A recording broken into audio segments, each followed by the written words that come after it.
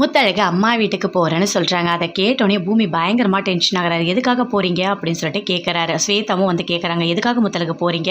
நீங்கள் கண்டிப்பாக இருக்கணும்க்கா, இருந்து என்னோட குழந்தையோட ஃபங்க்ஷனை முடிச்சுட்டு தான் நீங்கள் போகணும் அப்படின்னு சொல்லிட்டு ஸ்வேதா சொல்கிறாங்க.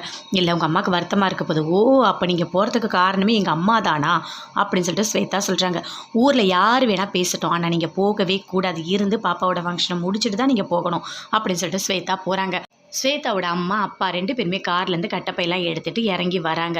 வரும்போது அவங்க அப்பா கேட்குறாரு, சாப்பாடெலாம் ஏற்பாடு பண்ணிட்டியா? அறுசுவை உணவு சூப்பராக ரெடி பண்ணிட்டேங்க, எல்லாமே கொடுக்க சொல்லியிருக்கேன் அப்படின்னு சொல்லிட்டு அவங்க அம்மா சொல்கிறாங்க. ஓ அப்படியா அப்படின்னு சொல்லிட்டு அவங்க அப்பா பேசிக்கிட்டு வராரு. நல்லா பண்ணணுங்க, ஊர் மிச்சம் சூப்பராக பண்ணணும், பேச்சே அவ்வளோ இதுவாக பார்க்கணும், அந்த அளவுக்கு பண்ணணும் அப்படின்னு சொல்கிறாங்க. நீ ஏன்னா இப்படிலாம் இருக்கியோ, பேச்சுக்கு எதிராக நீ பண்ண போறியா? என்ன தான் பண்ணாலும் பேச்சு வந்து பண்ணுறது சூப்பராக இருக்கும் அப்படின்னு அவங்க அப்பா சொல்கிறாரு.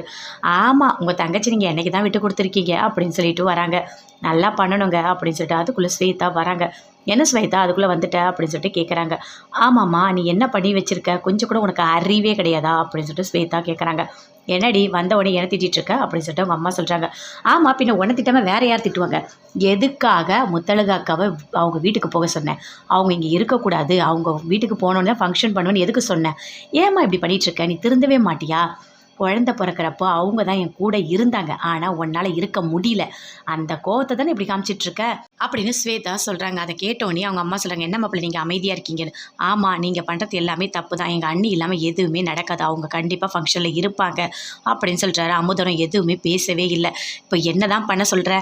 இப்போ உனக்கு என்ன முத்தழகு தான் வேணுமா? நான் வேண்டாமா? அப்போ நான் வரல, நான் ஃபங்க்ஷனுக்கு எதுக்குமே வரல அப்படின்னு சொல்கிறாங்க.